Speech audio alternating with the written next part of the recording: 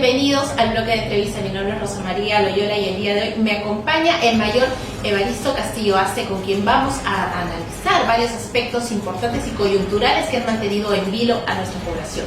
Debo de informarles porque el mayor Evaristo Castillo es defensor del Estado de Derecho y uno de los principales luchadores contra la corrupción en nuestro país, así que tenemos el honor de tenerlo aquí sentado en el estudio de Nuevo Sol TV. Mayor Evaristo, bienvenido. Muy amable, señorita Rosa, yo le agradezco la oportunidad de dirigirme a mis compatriotas. Perfecto. Queremos saber, de acuerdo al análisis que usted siempre viene haciendo y del cual nos enteramos a través de las redes sociales, ¿cómo ve usted el avance que ha tenido el país, si es que ha habido, en el año 2019 y cuál es la proyección para el 2020? Bueno, yo creo que hay dos tipos de temas, ¿no? Hay temas que preocupan y temas que lastiman, ¿no? Entonces hay que saber diferenciar. Porque lo que preocupa puede ser muchas cosas materiales, el tema económico, ¿no? Pero hay temas que lastiman como ciudadano o como ciudadana, ¿no? Y eso es lo que a nosotros nos debe de importar. Y porque este año que estamos terminando ha sido un tema muy crítico, con muy poca falta de decisiones. Porque llega un momento que uno tiene que decidir, y más si tiene el poder, ¿no? Nosotros los ciudadanos le damos el poder a alguien para que decida, no para que sea pusilánime, menos dubitativo, porque el bienestar de muchos millones de peruanos, damas como usted, niños, niñas, porque nosotros estamos pasando, está en manos de ellos.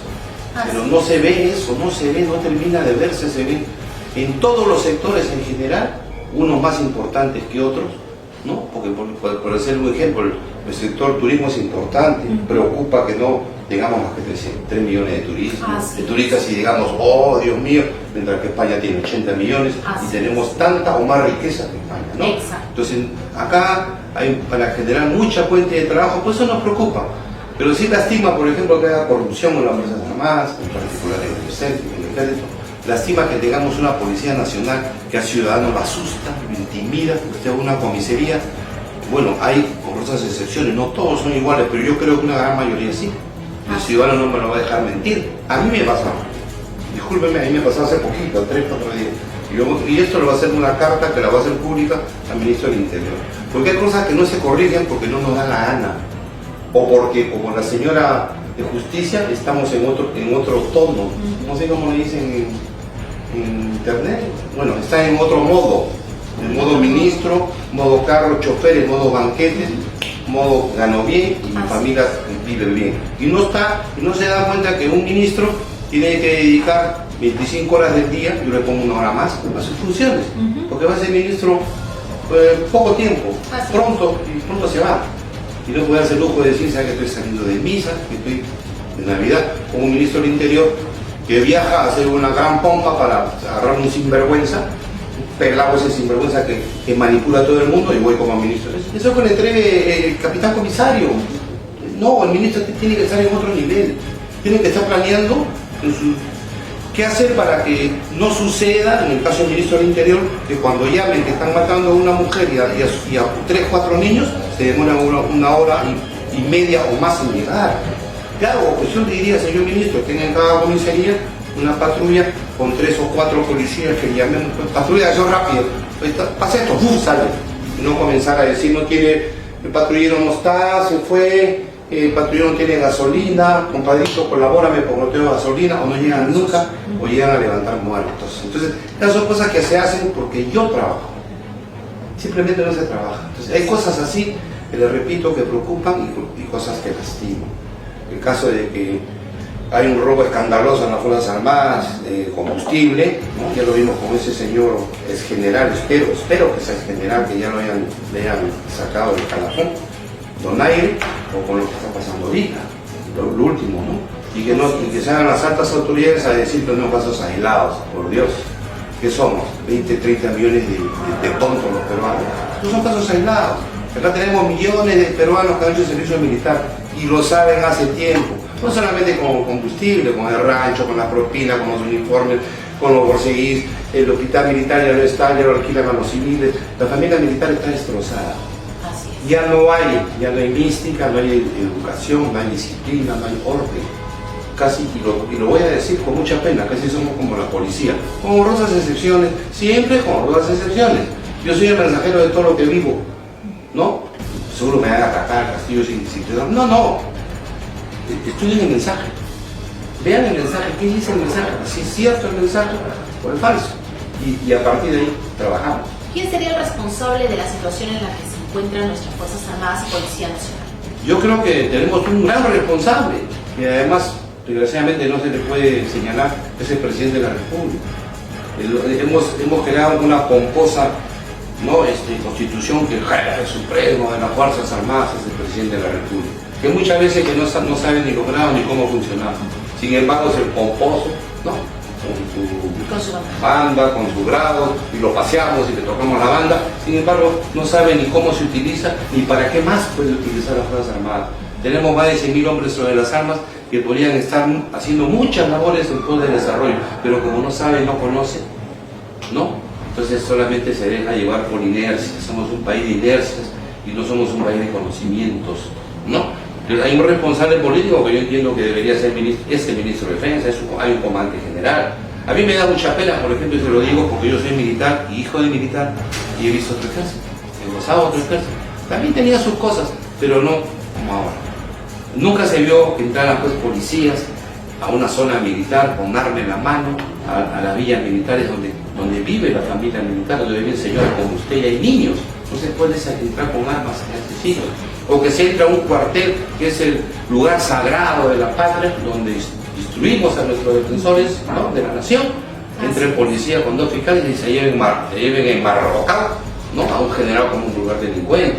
Para eso existe la justicia militar, para eso existen todos nuestros mecanismos dentro del ejército, digamos, mecanismos de inteligencia, que al servicio del comandante general les pueden estar dando informes de que el fulanito de tal, o el general, o el comandante, o el capitán, o el coronel, está vendiendo, está robando cosas del Estado. Entonces actúa el ejército, que tiene sus instituciones, y tenemos una pomposa justicia militar con 10, 15 generalotes ahí sentados en la famosa justicia militar, que al final no sirven, al final no sirven para nada. ¿Por qué digo que no sirven para nada? Porque si vemos que estamos viviendo que todos los delitos militares, ¿quién nos juzga? Fueron civiles. Así es. ¿Para qué queremos fueron militares?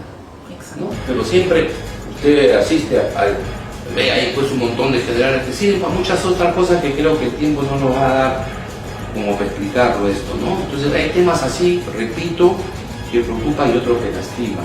El tema, por ejemplo, del feminicidio, que a las mujeres, a las damas, a las señoras, a las esposas, ya no solamente les abalean, como era al comienzo, ahora también las acuchillan, también las queman vivas, ¿no? Sin embargo, yo veo a la señora ministra de la mujer que hace el esfuerzo, pero no sale la palabra el machismo. El machismo es una consecuencia de, hay que ir al origen. Así es. Vamos al origen. ¿Por qué llega un hombre a matar a la mujer que ama o que amaba y a sus hijos?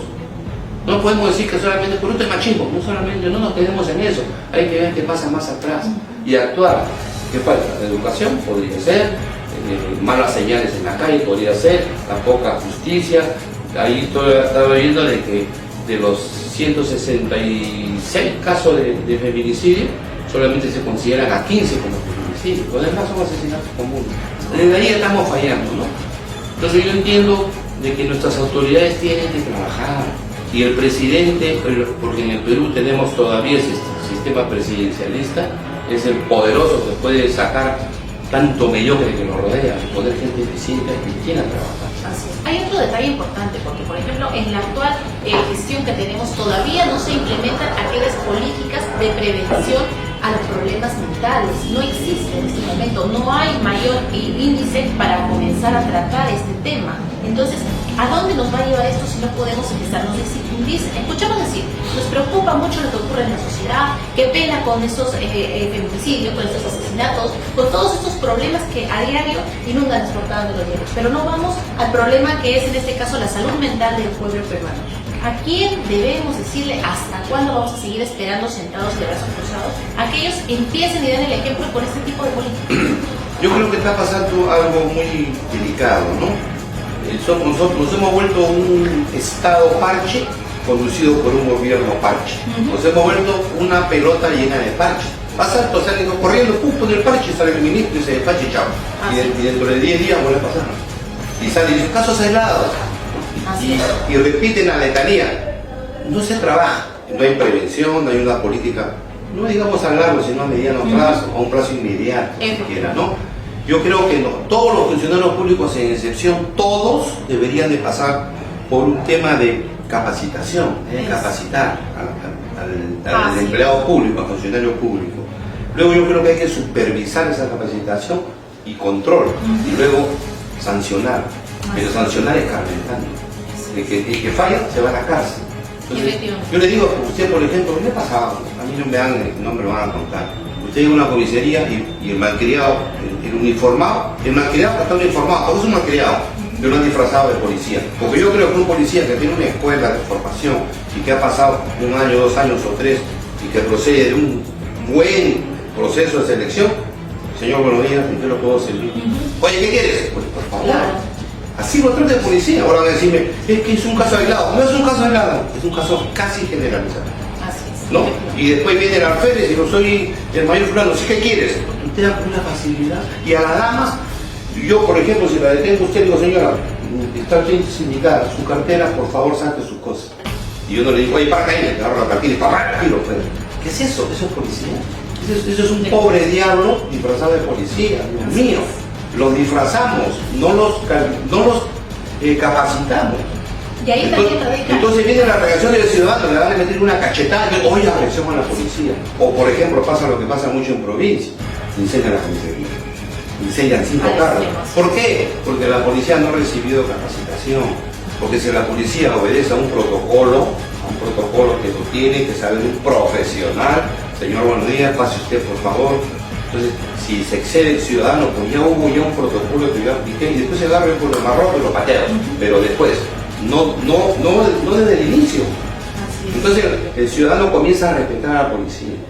Entonces, yo desgraciadamente, yo tengo mucha familia policía y lo lamento. Cuando miro a un policía, a veces siento temor, siendo yo militar, ya me imagino como los empleados civiles, y a veces los desprecio, porque me sale el cachaco. Y oye, yo también he sido uniformado, yo nunca hice eso. Dirán que hay malos militares, que se curan en la cárcel, yo tampoco lo defiendo. Por eso desde el comienzo le he dicho, yo espero que el comandante general en los próximos días, o el señor ministro de Defensa salga y nos dé una lista a los ciudadanos de todos aquellos oficiales, en particular generales, coroneles, mayores, comandantes, que son los que ordenan, ¿no? Por eso que no son todos aislados, porque reciben órdenes los de abajo, pues es una banda organizada. Esos señores ojalá ya estén de baja, sin ningún derecho, y los hayan degradado y les hayan recogido todas las medallas, el montón de medallas que a veces, muchas veces, en muchos casos no la merecen. ¿Cree usted, en su opinión, que estos personajes que incumplen, que faltan el respeto a la institución, al ciudadano, al extremo de repente de ir contra sus derechos básicos, deberían ser también considerados como traidores a la patria? Por la forma como se han desenvuelto. ¿Podría ser? Yo creo que las instituciones, según su importancia, deben de tener un código especial. El militar tiene que tener un código especial. El militar no es igual que robe el viceministro o el secretario general del Ministerio de Industrias, que robe el general, comandante general del ejército. No es igual. Entonces ahí cabe lo que usted dice, traición a la patria. ¿No hay un código de ética de ese tipo? Hay mucha palabra, pero nadie lo utiliza y mucha gente entre ellos se tapan, ¿no? Y eso no es espíritu de poder, puede ser como yo soy ladrón, tapo ladrón. Así de simple. Porque yo veo un ladrón, lo hago. Pues yo soy tan ratero como él, comienzo a jugar, ¿no? Casos aislados, que sí, que no, que el código, y el señor sigue como el general Hermosa, con pensión. Usted tiene un tipo que le ha robado tantos millones al Estado peruano, al ejército en particular. Ahora, lo gravísimo, ahí podría entrar, no creo traición a la patria, pero es muy grave, y esto es tan combustible que se lo han festinado y se lo han vendido. Esos eran, y escucha ahí el responsable del sector, eran combustibles para instrucción, para preparar al personal que va a defender a la patria. Soldados, oficiales, suboficiales, oficiales de cursos de las escuelas, porque todo eso ha sido, en un caso ha sido dinero, en el último caso era dinero de las escuelas, ¿no? Hasta nuestra propia escuela militar, donde el cadete tiene que recibir una instrucción prolija, de ahí se han robado el combustible para venderlo al civil. Y en el caso de Donaire, se nos robó de las unidades operativas, que tenían que salir al campo a entrenar. Entonces, estamos preparados para defender la patria si no dejan de entrenar, y además los premian y los hacen comandantes generales. Entonces, que no nos cuenten cuentos, ¿no? Yo he tenido a veces, hace poco una conversación con compañeros que decían, pero Alito, cuando éramos subtenientes, ¿desde qué éramos subtenientes? Esto viene de hace 30 años, Dios mío, no viene de hace 5 años. Y es cierto que Montesinos oficializó, y ese es un tema en la agenda Perú pendiente, ¿no? El ejército, desgraciadamente, muchos elementos firmaron la famosa acta de supresión, que cada vez que un militar dice eso, se la sacan en la cara, lo humillan. Entonces, en el tiempo yo creo que el ministro de Defensa, el comandante general del ejército, el jefe supremo de las Fuerzas Armadas, haga una ceremonia pública reivindicando a nuestras Fuerzas Armadas y que públicamente se diga que ese miserable, sinvergüenza ratero Montesinos es una rata que, y pedirle perdón al país por haber dicho que es una rata que mancilló, insultó a las Fuerzas Armadas, en particular al ejército, haciendo un partido, haciendo que las Fuerzas Armadas sean partido político, otro ladrón, que es el Fujimori. Entonces nos volvimos una sociedad de ladrones, ¿no? Lamentablemente. Entonces, esa es la verdad, es que hablando del año que viene, yo quiero que sea el año de la verdad. Ojalá. Y del diálogo. Necesitamos... Vamos a decir la verdad, pues, y a quien le duela, pues lo lamento, y nos alineamos todos. Y si no, pues a pagar, ¿no? Porque ya un gran sector de peruanos estamos cansados, hastiados, no creemos en nadie, ni en ministros, ni en comandantes generales, ni en presidentes. Entonces nos volvemos malcriados, irascibles, y muchos dicen es radical. ¿Y qué hay que hacer cuando a usted policía le falta respeto? Hay que hacer una queja, que nunca pasa nada. Entonces viene la otra parte, y así generamos violencia. Qué pena que seamos una sociedad violenta, ¿no? Pero nos están conduciendo a eso. Y después, ¿qué pasa con una sociedad violenta? ¿Qué sigue? Subversión. MRTA, Sendero, otra vez. No, porque eso no nace en 5 días, es un proceso, ¿no?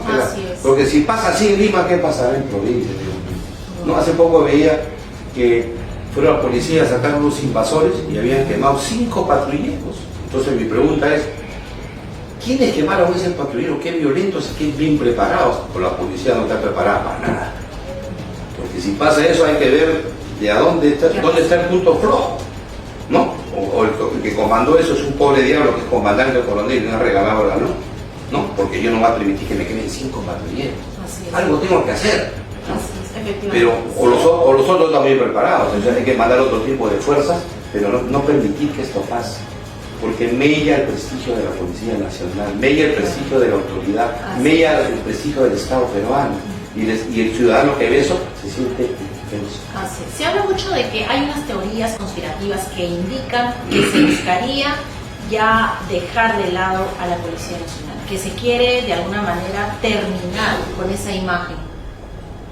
Bueno, también se habla de que al ejército lo quieren desaparecer, que el consenso de Washington, que eso es puro cuento, fíjense. ¿Sabe qué hay que desaparecer? Al ladrón. Porque si uno es un oficial honesto y es un señor comandante general, el señor presidente, esto es así. Y si no le levanto la tropa, le levanto mi ejército, porque yo soy un hombre honesto, porque yo soy responsable de que la nación peruana subsista. Tengo un deber sagrado que cumplir. Y me voy a morir pronto, porque el comandante general tiene 60 años, no es eterno, pero dejo un precedente. Viva el Perú, que viva el Perú. No es solamente te quiero Perú, te amo Perú. Los hechos, la actitud dicen mucho de esto, ¿no? Hay otro detalle, por ejemplo, de que mucho se pregona acá en la capital de que necesitamos aunarnos y trabajar por el país. Pero vemos que el gobierno no está cumpliendo esto cuando miramos a nuestras fronteras y vemos que en la zona no hay ni siquiera presencia del Estado. Cuando vemos que ni siquiera se les brinda la posibilidad de desarrollo a los pocos pueblos que están ahí acostados. ¿Qué cosa es lo que nos está faltando? Porque si no podemos hacer algo en pos del país, ¿cómo pensamos poder combatir problemas tan grandes como por ejemplo el narcotráfico? Solo un ejemplo. Yo creo que falta presidente. Discúlpeme, falta presidente. Porque el presidente tiene el honor de comandar la nación 5 años. Y me siento acá y siento al ministro de Defensa, dime qué vas a hacer con las Fuerzas Armadas. No, hágame esto, hágame aquello, quiero polos de desarrollo en la frontera, quiero esto, usted tiene 100.000 hombres, ¿no? Tiene el presupuesto, ¿qué va a hacer con su presupuesto? No, fiestas, no haga condecoraciones de qué, ¿quién ha ganado guerras acá? El ejército peruano nunca se ha rendido, es cierto, pero nos han derrotado muchas veces, porque no nos han dejado ganar lo que se roba del presupuesto de la defensa nacional. Eso, yo me siento orgulloso de ser militar, y fue militar porque el ejército peruano nunca se rindió, jamás se rindió. Pero sí nos han derrotado, pero no por culpa de nosotros, por culpa de gentes inepta, mediocre, que tenía la dirección de la nación y no dieron presupuestos suficientes, ¿no? O puso al más inepto al mando de una fuerza armada, como ha pasado hace poquito, no es historia. Claro. Donde el mismo responsable del entrenamiento se roba el combustible y lo vende. Para hablar de combustible, porque podemos hablar de muchas otras cosas más. Eso que usted antes, disculpe, porque no se me da la idea que la policía... No, acá hacemos algo. Porque cuando a la policía se le organizó y se le dio grado del ejército, bueno, había que terminar militarizarlo. Así es. Y repito lo que antes decía, tiene que tener un código especial. No puede ser que el policía cometa un delito y lo pongan al fuero civil, por esto, por abuso de autoridad, no, pues tiene que haber un código drástico. Así es. ¿Por qué? Porque el señor tiene un uniforme digno, Dios mío, un uniforme místico, un uniforme que cuando el ciudadano lo vea va a ir y lo abrace porque se siente protegido y no como ahora que pasa y lo escupe. Entonces tiene que sentirse, ¿cómo está? Saludar a la policía, como se hacía cuando yo era niño, veía al policía. No, para mí era mi amor, el policía de la casa, de la calle, y decía, mira, este señor, no, que la gente honorario, hoy mi mamá me mandaba una naranja a llevarle cuando estaba patrullando. Claro. Pero lo miro y dice, Dios mío, es un pedo, la verdad, un extorsionador, porque si usted llega a la comisaría por cualquier servicio le piden un dinero, lo están extorsionando. El delito es esa extorsión. Eso, nos reímos, ¿no? Coimero, eso es una palabra, bueno, que no dice nada, tonta, es un insulto barato. Pero lo real es que está cometiendo un delito muy grave, está extorsionando al ciudadano. Así es. ¿No? O sea, yo creo que el ejército, la Fuerza Armada, creo que nuestra policía, yo soy de la idea que hay que militarizar a la policía y tener un código estricto. Y el ejército y la Fuerza Armada tienen un código estricto. Pero estricto, ¿por qué? Porque manejamos muchas ilusiones de las personas. Manejamos las ilusiones de nuestros ciudadanos que cuando vean a un policía se sientan seguros. En mi casa todavía pasa felizmente esto, ¿no? Mi madre tiene 93 años y se sienta, ¿no? Y abre la puerta. Yo le digo, mamá, puedo acabar de entrar, no, hijito, pero hace un poco de calor y yo vivo en una playa. Entonces, ella tiene la idea de aquella policía, ¿no? Claro, su tío, primero hermano de su mamá, un general Pedro Pablo Martínez, uno de los fundadores de la policía. Y dice, la policía nosotros siempre la queremos. Pero mi esposa y mis hijos tienen un concepto totalmente irrepetible de la policía, porque les ha pasado. Lo han parado para colmearlo. Mi esposa tuvo un incidente que ya se lo va a llegar al ministro, que es una vergüenza. Entonces, todas esas cosas hacen que el ciudadano diga, ¿cuántos ciudadanos le habrá pasado, por Dios, ¿no? Que no tienen la suerte que tengo yo de exponerlo, ¿no? Entonces, yo creo que el ministro del Interior, que yo sé que es un hombre prestigioso, que tiene para decir un gran prestigio, está todavía a tiempo, ojalá. Todavía podemos... Ojalá, porque y yo creo que el próximo año va a ser un año muy, muy importante para el país. A ver si del país pasamos a ser nación, porque tal vez somos país, ¿no? Una noticia positiva. Disculpe usted, no, yo soy peruano, yo amo mi patria, pero tengo que ser realista. Yo viví en España 8 años como asilo político, y yo decía, ¿y por qué nosotros? Y muchos me dijeron, España era como Perú, y peor que Perú. ¿Y sabe por qué está Brasil? Porque hubo una guerra civil, porque hubo un proceso democrático muy transparente, porque hubo un debate sobre qué país, qué sociedad querían, ¿no? Hubo una lucha que cayó el ciudadano, sobre todo el ciudadano, y hoy en día es una sociedad que creo que nos lleva 200 años adelante. Todos se quieren ir allá a vivir. Yo me regresé, y la lucha acá. Allá cuando pasé voy a pasear y disfrutar. Acá la lucha no está. Usted, mío, ¿no? Lo que amamos la patria, ¿no? Así es. ¡Viva Arena!